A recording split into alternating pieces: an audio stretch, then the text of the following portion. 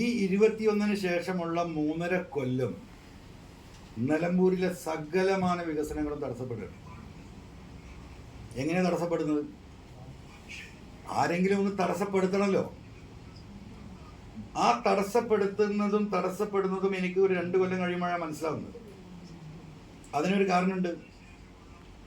ശ്രീ മുഹമ്മദ് റിയാസിന്റെ ആവിർഭാവത്തിന് ശേഷം അദ്ദേഹം കേരളത്തിലെ മന്ത്രിസഭയിലേക്ക് കടന്നു വരുന്നതിന് ശേഷമാണ് നിലമ്പൂരുടെ ഏതൊക്കെ വികസനം തടസ്സപ്പെട്ടുള്ളൂ എന്ന് ഞാനിപ്പോൾ ഷോർട്ടായിട്ട് പറയുന്നുണ്ട്. ഇതിൻ്റെയൊക്കെ തടസ്സം ഈ പറയുന്ന മന്ത്രിയുടെ ഓഫീസിൽ നിന്നാണെന്ന് എനിക്ക് ഞാൻ തിരിച്ചറിയാം. വ്യക്തിപരമായി പോയിട്ട് ഞാൻ പല കാര്യങ്ങൾ അദ്ദേഹത്തോട് അന്നത്തെ ബന്ധം വെച്ച് റിക്വസ്റ്റ് ചെയ്യുന്നുണ്ട്.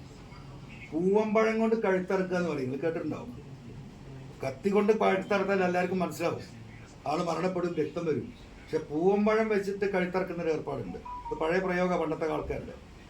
ആ പണിയായിരുന്നു എനിക്കിട്ട് ചെയ്തുകൊണ്ടിരുന്നത്.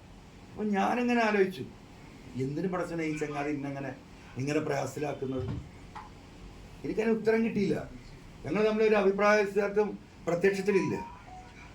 പിന്നീട് ഞാൻ ചില ചർച്ചകൾ ചില ആളുകളുമായി നടത്തിയപ്പോഴാണ് പറഞ്ഞതെന്താ, ഞാനന്ന് കടന്നൽ രാജ്യമാണ്.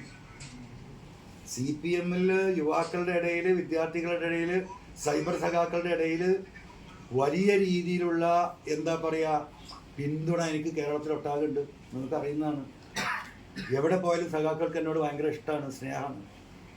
അപ്പം മലബാറിൽ നിന്ന് വരാനുള്ള ഭാവിയിൽ അവൻ്റെ കണക്കൂട്ടലാണ്, എൻ്റെ കണക്കൂട്ടലല്ല. അദ്ദേഹത്തിൻ്റെ മുന്നേറ്റത്തിൻ്റെ ഒരു തടസ്സമായിട്ട്, ഒരു കണ്ണിലെ കരടായിട്ട്, ഒരു കാലിൽ തടയുന്ന ഒരു സാധനമായിട്ട് PV അൻവർ വളർന്നു വലുതാകാനുള്ള സാധ്യത കാണുന്നു.